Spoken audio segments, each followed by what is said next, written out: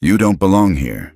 That's what she said, loud enough for people 3 rows away to glance up from their pre-flight drinks. Sebastian Wolf, 11 years old, had just fastened his seatbelt in 2A, first class. The water on his tray hadn't even stopped trembling. He blinked up at the woman in navy heels and a tight bun. "I'm sorry?" The flight attendant crossed her arms, her name tag catching the overhead light. "Heather." "This seat," she said, slower this time, "is for our premium passengers."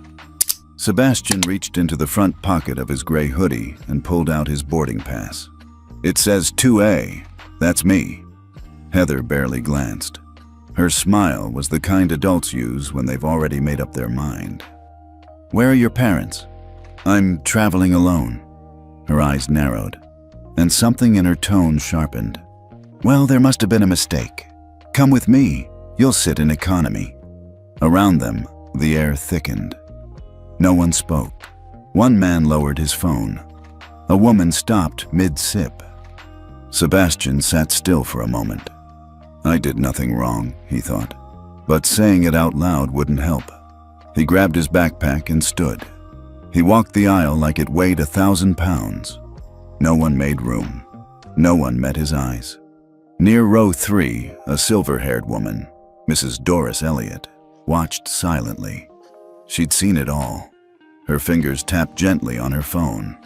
Back in row 29, next to the bathroom, Sebastian sat down. The seat was half broken.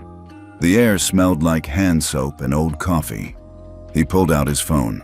"She moved me to the back, said I didn't belong, send." And in a tall office building across the ocean, a man in a dark suit read the message. He didn't reply right away.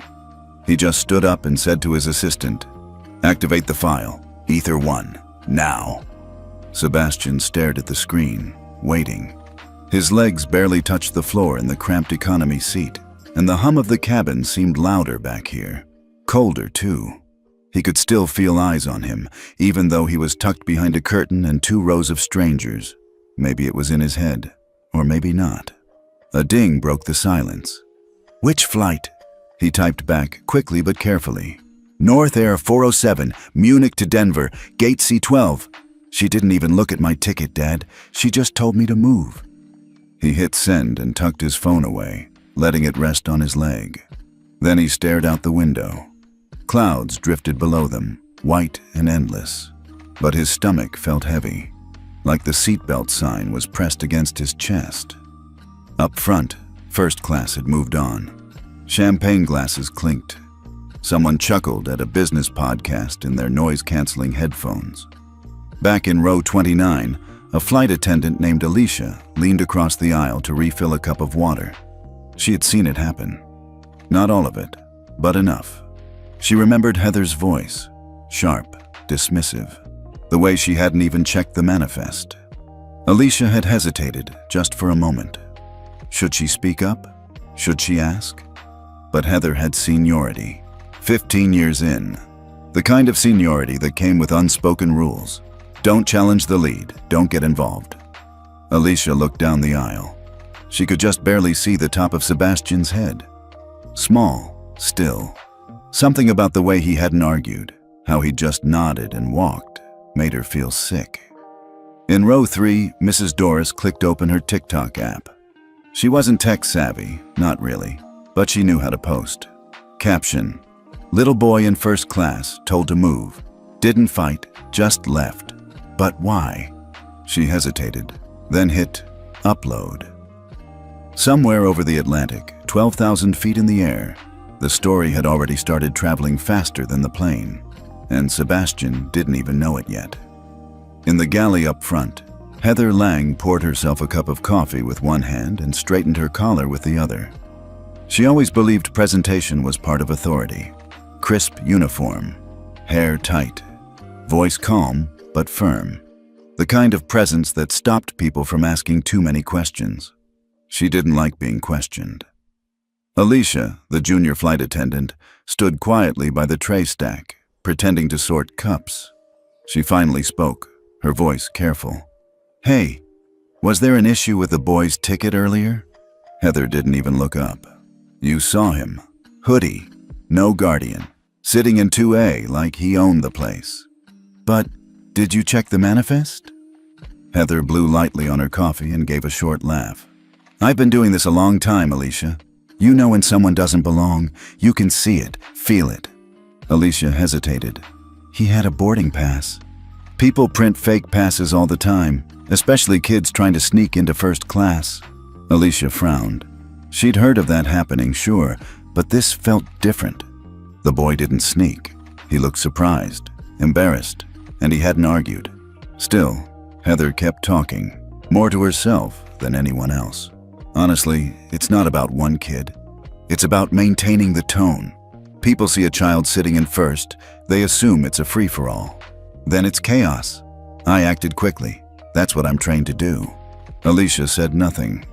Heather finished her coffee in one long sip, then turned back toward the aisle. Anyway, it's over. Situation handled. But just as she walked past row 3, she caught the glance of a silver-haired woman staring at her with quiet disapproval. Heather didn't break stride, but her smile faltered. Back in the galley, Alicia opened her phone and quietly pulled up the passenger list. Row 2A, Sebastian Wolf, paid, verified. Priority check-in your first-class fare.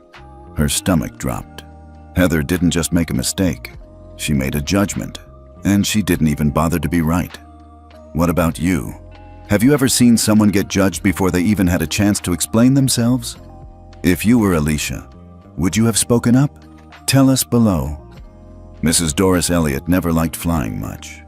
At 68, she'd seen enough airports, delays, and overcooked chicken or pasta meals to last a lifetime. But today's flight felt heavier. She sat in 3B, hands folded neatly over her lap, eyes drifting to where the boy had once sat. 2A. Empty now. Cold. And wrong. She glanced at her phone. The screen still showed the paused recording, Sebastian's quiet confusion, the tight smile on that flight attendant's face, the moment he stood without a fight. She didn't know the boy. She didn't know his name. But she knew what she saw, and it didn't sit right. Her fingers hovered over the post button in TikTok. Caption: little boy kicked out of first class. Didn't argue, didn't cry, just left. Why? She hesitated. This wasn't her style. She usually posted baking tips or thrift store finds. But this wasn't about going viral. It was about what was right. Click, upload. Back in row 29, Sebastian stared out the window, the sun casting stripes across his tray table. He hadn't spoken since the text. He didn't cry, but his shoulders were stiff, like he was trying to make himself smaller. No one around him said anything. No one had the nerve. A couple sitting nearby exchanged looks, but kept quiet. On the ground, 38,000 feet below, the video hit TikTok's algorithm like a spark in dry grass. Within 10 minutes, it reached 10,000 views. By the time the plane crossed into U.S. airspace, it was over 300,000.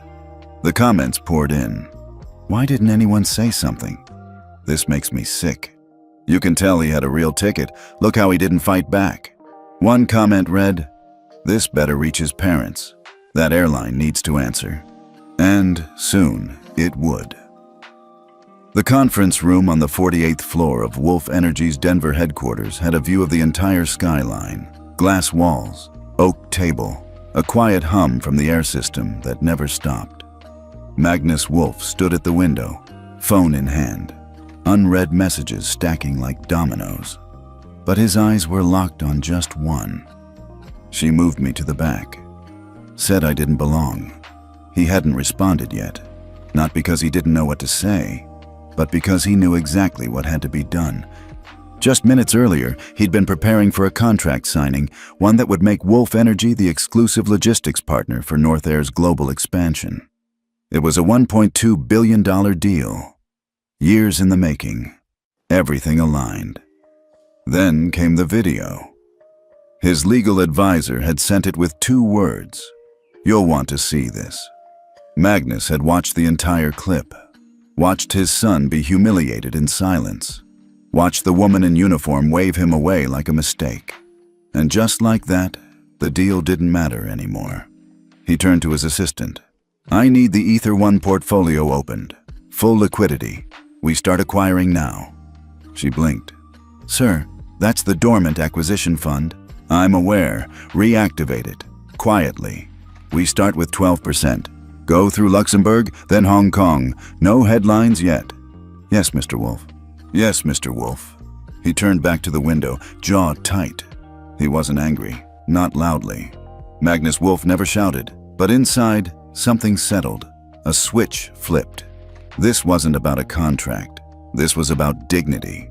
And dignity, once stripped from a child in front of 100 strangers, didn't come back with apologies. It came back with power. He texted his son back at last. "I saw the video. Sit tight. You did everything right." Then he opened a blank document on his screen and began drafting a new internal memo.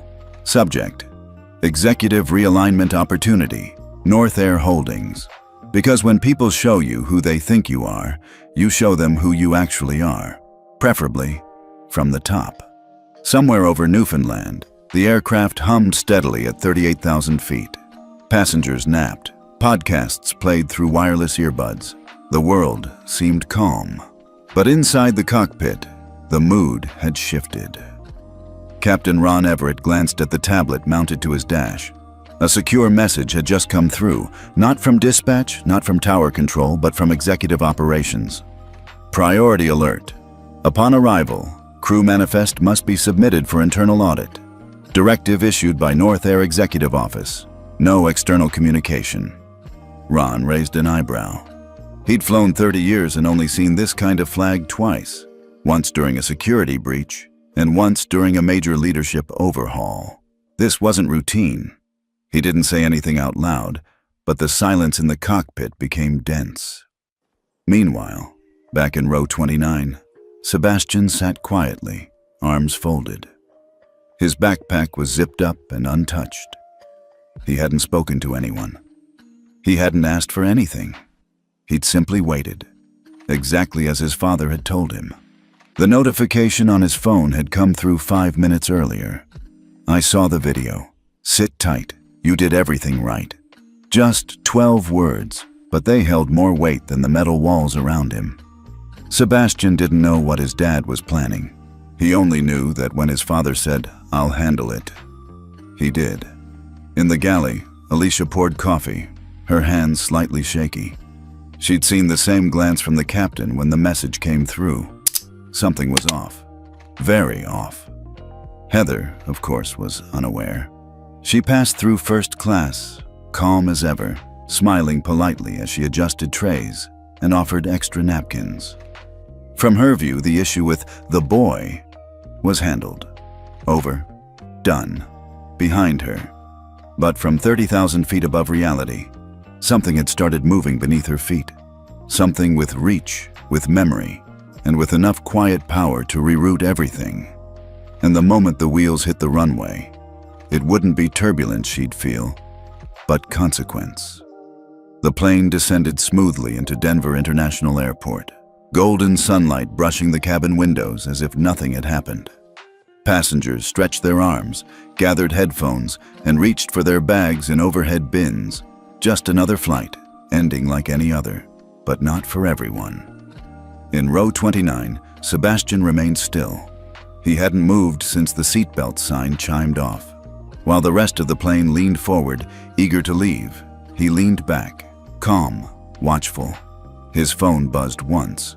"Someone will meet you at the jet bridge. Take their lead."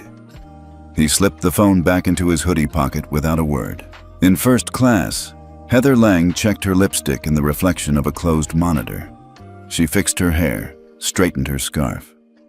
She always liked to look polished when saying goodbye to premium guests. Just because the boy had made things awkward didn't mean she'd let it sour the entire flight. She had moved him. He didn't argue. Situation handled. From the cockpit, Captain Everett stepped out and walked calmly toward the galley, his voice low. "Heather, we've been asked to hold you and your crew on board for a brief debriefing. Standard protocol." Heather blinked. "Debriefing? For what? It's from the executive office, he said, avoiding eye contact. In the front of the aircraft, just past the boarding door, a man in a charcoal gray suit stood waiting. No name tag, no clipboard, just presence. He leaned toward a gate agent and quietly whispered something. The agent's eyes widened, then nodded fast. As passengers filed out, many barely noticed the quiet switch in tone, but a few felt it, especially Mrs. Doris, who gave Sebastian a small smile as she passed him in the aisle. A knowing smile. A quiet kind. "Mr. Wolf?" the man in the suit said as Sebastian approached the door. Sebastian nodded. "This way, please." They stepped off the plane together, turning away from the terminal crowd. A private door opened, no questions asked. Heather watched from the galley, unsure what she had just seen. The boy? Escorted? She frowned, then turned, only to find Captain Everett watching her now, his expression unreadable. "Get comfortable," he said. "You're not getting off just yet. What do you think Heather's feeling right now? Nervous? Confused?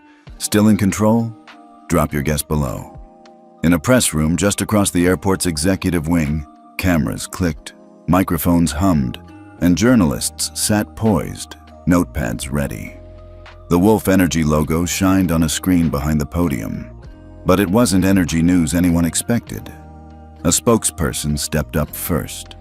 Short, formal, tense. "Thank you for joining us on short notice," she began. "Mr. Magnus Wolf will speak briefly and take no questions." That alone made the room stir. Magnus Wolf rarely appeared in public. When he did, it wasn't for briefings. It was for takeovers.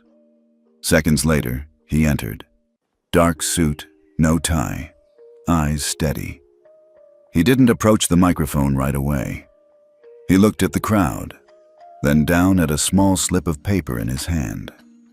Just a single quote. "I believe in efficiency," he said finally. "And I believe in accountability." He let the silence sit. This morning, Wolf Energy, through its acquisition arm Ether One, secured 38.2% controlling interest in North Air Holdings. A flurry of camera shutters fired. "Effective immediately, I have assumed the role of interim CEO." Murmurs rippled. Reporters leaned forward. Some glanced at each other, stunned. "I won't be discussing financial strategy today. This announcement isn't about logistics. It's about something else." He looked directly into the camera now. "This week, one of our family members, a child, was dismissed from a seat he rightfully held. Not for safety, not for protocol, but for optics, for someone else's judgment." He held up the paper. "This is the boarding pass that seat was tied to. It had his name on it. That should have been enough." He folded the paper gently. "As of today, North Air will undergo a full internal audit of crew conduct policies. We will establish a public-facing dignity clause for all passengers, effective immediately." He nodded once and stepped back. No questions, no explanations, just order. And in that moment, somewhere on the far side of the airport, a certain first-class seat didn't feel so safe anymore. Heather Lang sat in the debriefing room, legs crossed, arms folded tighter than her pressed uniform. The walls were bare, no windows, just a long table and the low buzz of fluorescent lights. She wasn't nervous, not really. This was probably about the flight manifest or one of those surprise crew evaluations. But across the table sat two people she didn't recognize. Not from HR, not from in-flight ops. One wore a navy blazer with no logo. The other tapped a Wolf Energy tablet, the same branding that had just taken over their company. "Ms. Lang," the man began calmly, "we're conducting a formal review of your conduct on Flight 407. This is not a disciplinary hearing. Yet, we'd like to clarify a few things first." Heather smirked. "Happy to help." The woman spoke next. "You removed a child from first class without checking his boarding pass?" "He didn't look like he belonged there," Heather replied flatly. "And I've been in this business long enough to trust my instincts." The man tilted his head. And your instincts told you he was in the wrong seat? Yes. What if I told you, he said, tapping the screen. That boy was the son of your company's new CEO. Heather's breath caught for just a second, just enough to crack the surface. We've reviewed security footage, onboard video, and internal records, the woman continued. You didn't check the manifest. You didn't ask. You made a snap judgment based on appearance. Heather tried to recover. I was trying to protect the integrity of the cabin. The man nodded. And now we're protecting the integrity of the company. Alicia, seated 2 chairs down, stared at the table, silent. She'd already explained everything she saw and why she didn't speak up. She wasn't proud, but she was honest. That honesty might save her job. Heather's didn't stand a chance. 3 days later, Sebastian boarded another North Air flight. Same airline, different route. This time, Denver to New York. He carried the same backpack, wore the same gray hoodie, and moved with the same quiet composure. But everything else had changed. As he stepped onto the jet bridge, a uniformed North Air liaison met him with a clipboard and a kind smile. Mr. Wolf, welcome aboard. We've got you in 2A again. Sebastian gave a small nod. No need to explain that 2A used to mean something else. Now it meant something more. The cabin felt quieter than last time. Maybe it was the morning light slanting through the windows, or maybe it was the way every crew member glanced his way. Not with suspicion, but with awareness. The kind that comes when someone realizes they'd misjudged the weight of a moment, and now carried the memory of it. He reached his seat.